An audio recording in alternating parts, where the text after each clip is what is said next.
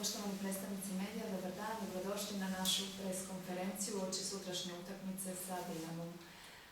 Utakmica se odigrava na stadionu Maksimir sutra u 15 sati, a nešto više o samoj utakmici reći će vam naš glavni trener gospodin Tomislav Ivković i igrač Lokomotive Ante Budimir.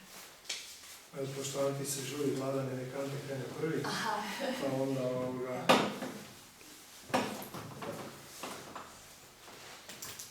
Dobar dan svima.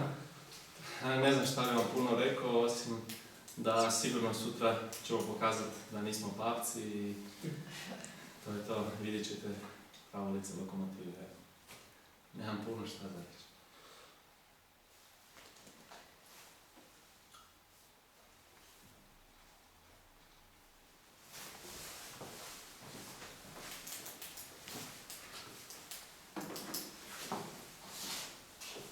specijalno pozdrav mom imenjaku. Drago mi da si došao, možemo malo i zakuhati ako hoće. Pa ja ću biti isto kratak. U svim dosadašnjim utakmicama, od kad sam ja trener, Lokomotiva ni u jednoj utakmici, možda jednoj, je pokazala da može nešto više osim poraza.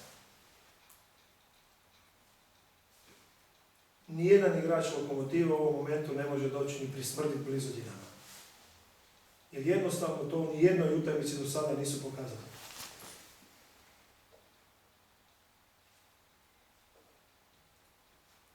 I rekao sam i danas, da bi si na njihovom mjestu odrezali ruke i noge kad vidim koji igrači igraju u Dinamu mjesto nekih pojedinaca koji su tu u Lokomotivi.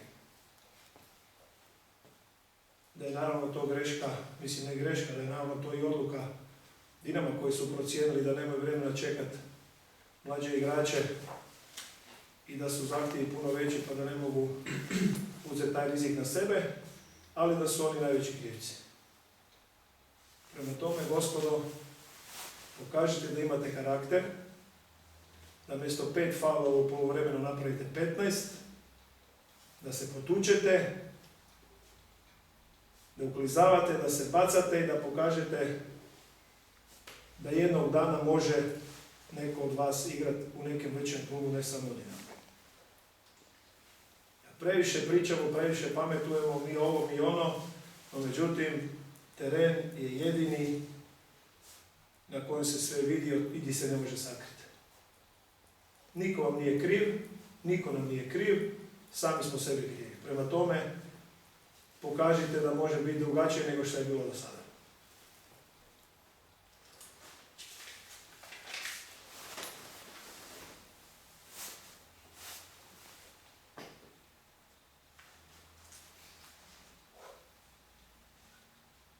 Ima pitanja?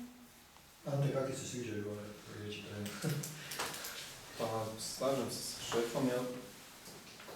Statistika je rekla svoje, ali evo, ja vjerujem da ćemo mi sutra promijeniti povijest te riječi. Tako da, to je to.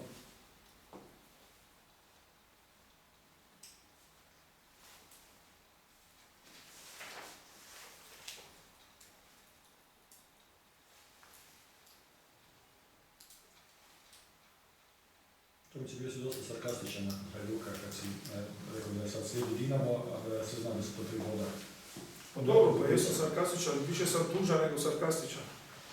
Jer, ako smo gledali neku statistiku, ako je ona točna, znači od sezone 2005. 2006. do danas, Dinamo je u Maksimiru izgubio prvenstvenim utakmicama ili kup utakmica u prvenstvenim utakmica 5. 2 puta od Zagreba, 1 put od Hajduka i Belupa. Ili Intera. Dobro, 5 utakmica su izgubili od 2005. do danas. Znači to nije sporno, ne možemo mi reći da Dinamo je dobiti jednostavno. Mene interesira u ovoj utakmici da moji igrači pokažu karakter, jer onda će ih puno više cijeniti. Jer ako misle da neko ih će cijeniti više ako uđu u utakmicu opušteni, onda se varaju. Znači ovo je utakmica gdje te budući klub ili klubovi koji te gledaju uz igre po karakternim osobinama. Nama se ne smije desiti da u Istri napravimo 29 faulova gdje smo zbog toga i dobili utakmicu, a sa Hajdukom da imamo 4 faula prvog poluvremena. I u cijeloj utakmici 10 faula. Mi igramo protiv momčadi koji se bore za prvaka. Znači Dinamo i Hajduk. Prema tome tu dečki moji moraju iskre frcat da ovi ne znaju di bi i šta bi sa sobom. Da osjete u svakom trenutku da i moji igrači dahću za vratom. Svaka druga kombinacija je utopija. Vi pišete ovaj će iz Lokomotive ići u Dinamo, onaj će ići u Dinamo. Ko će ići? Oni to moraju pokazati na terenu. Otišli su ovi koji su pokazali. Antolić, Ademi, Brozović, Kramarić koji mogu ostati, treba ostati. Znači oni su pokazali i dokazali. E sad, dečki, pokažite da svi mi zajedno nismo baš tako jednostavno zadovoljni.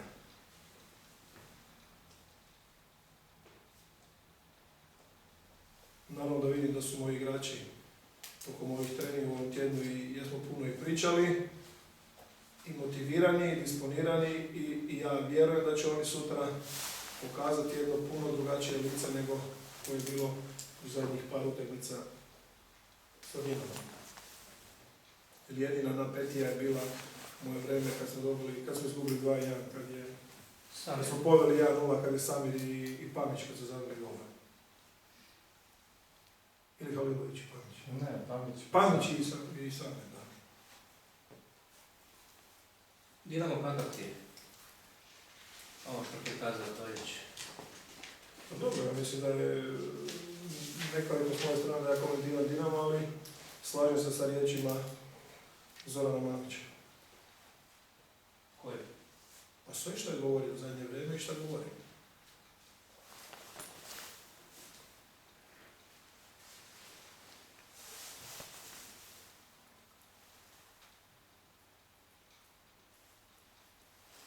Znači, Dinamo je pokazao drugo probleme koliko je moćan na Rijeci. Ulaskom Brozovića sve se okrenulo. Dobili su na agresivnosti, dobili su na probojnosti. I onda kad imaš individualce jake kao što su Čop, Fernandez i Mali Halilović ili Sudani, naravno da su opasni. Dinamo zbog toga je razlika što ima pojedince koji mogu riješiti u svakoj sekundi utakmicu i što imaju brdo samopouzdanja. Znači oni mogu gubiti ili dobivati, oni imaju samopouzdanje što su pokazali Rijeci poslije 2-0, su igrali najnormalnije. Bez ikakvog pritiska, bez ikakvog opterećenja. Zato jesu prvi, zato jesu najbolji.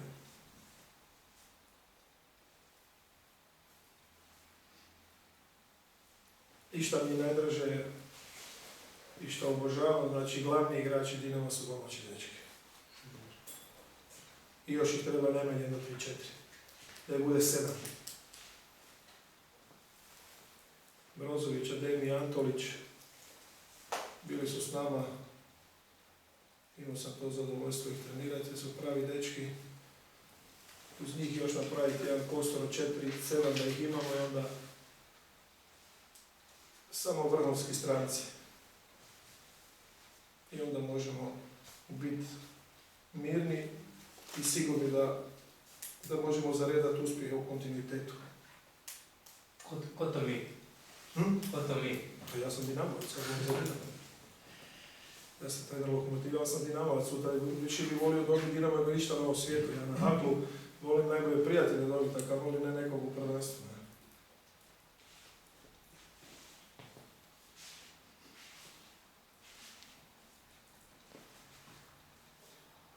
Dragovoljcu je krenulo nakon kad smo mu pozvali licencu, može li Lokomotiva toga izvući neki dodatni motiv?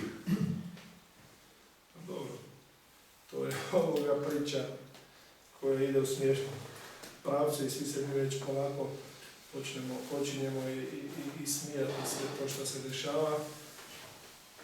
Ali ja mislim da treba istaknuti da je liga puno bolja, da je nogomet kvalitetniji, da je puno interesantnije, da gledamo puno bolje utakmice nego što su bile, A ove pravne stvari nek se bave ljudi koji su zaduženi za to.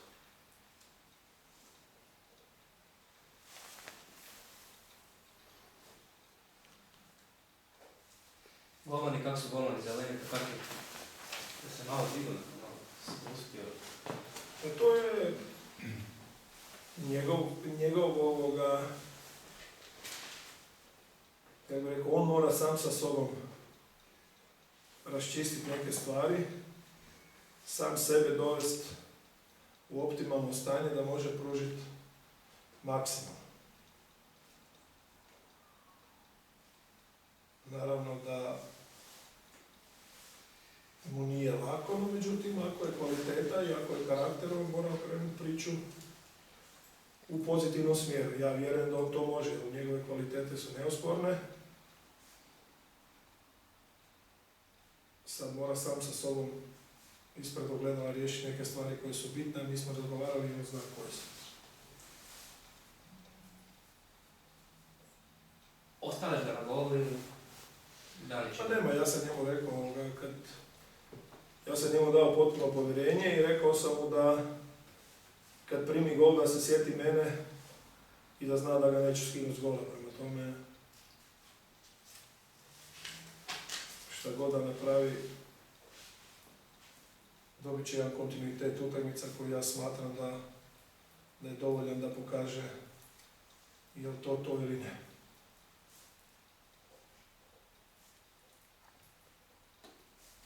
Jer je ušao u novu ekipu, ili još straže međusobno što je na novom vremenu. Ipak i on je i reprezentativac, mladi reprezentativac i Niko Kovač računa na njega ako bude imao dobru sezonu, tako da ima motiva na pretek. Kalinić je povređen, znači on je tu koji bi trebao biti u najužem krugu, ali to sve ovisi o njemu.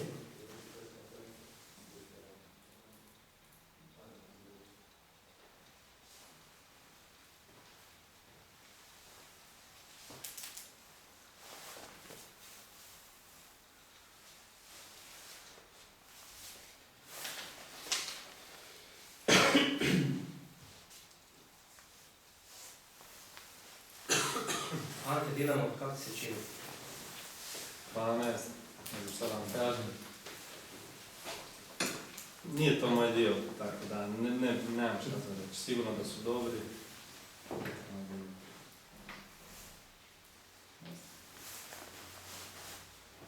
Pa te igra u Interu kad su im učili, jel?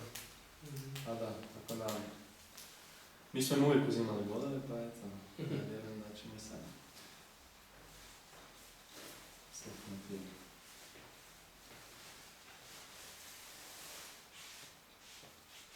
Rekao bi samo da, ne znam, je to sutra,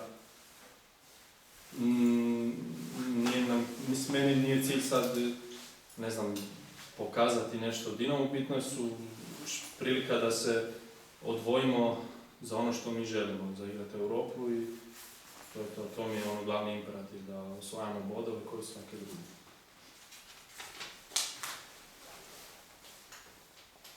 Kako utakmicu očekuješ, kaže trener da mora frcati na sve strane što se tiče Lokomotive, misliš li da će biti dosta rastrgano sa puno prekida ili će moći gledati ili vidjeti neku ipak lijepu igru kombinatornu? Pa, bez obzira na čovjeku igru, mislim da to je jedan od preduvjeta da se vidi je ozbiljno novo, tako da mislim da to neće utjecati na kvalitetu. Agresivnost je sastavni dio nogometa bez koji ne može.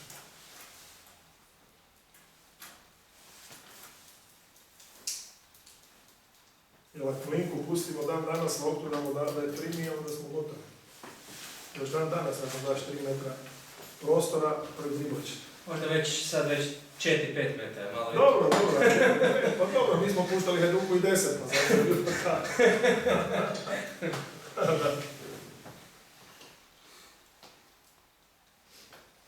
Halilović, kako ti komentiraš to? Nemojte ga baš sad ubiti, morate ga čuvati malo za Ne, pa ja sam sretan, ja sam stao iza njega, kad i neki koji su radili s njim nisu stali, prema tome meni je drago i posebno mi zadovoljstvo da je završio taj posao, da ide u u Veliku Barcelonu. Za početak sretan zajedno s njim, a sad je sve na njemu da pokaže kolika mu je moć. A moć sigurno nije mala jer to pokazuje u utakmici s Rijekom, da ima kvalitetu, bez obzira što su neki debelo sumnjali još u to i sumnjaju sigurno dan danas. Jer zahvaljujući nekim stručnjacima on je već mogao biti prije par godina na nekoj drugoj adresi, a ne u Dinamu, koji su rekli da to nije to.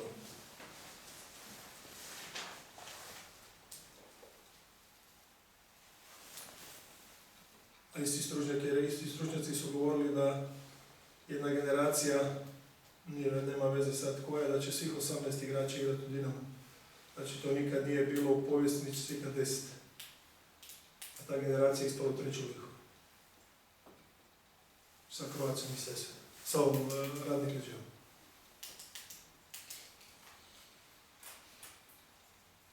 A za Halila su rekli da nema pojma. Da to nije to.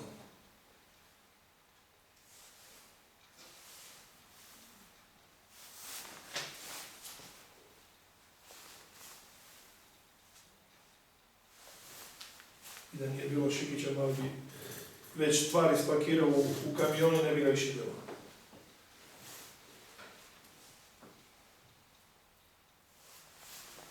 Sad se ja pitam kako mogu biti tako velika razlika u razmišljanju i u procjeni.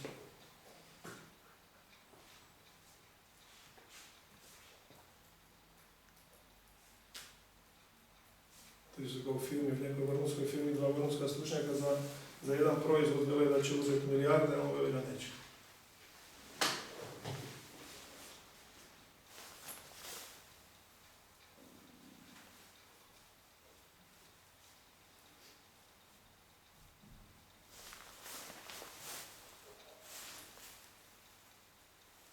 Evo zakuhali smo, ajde ide.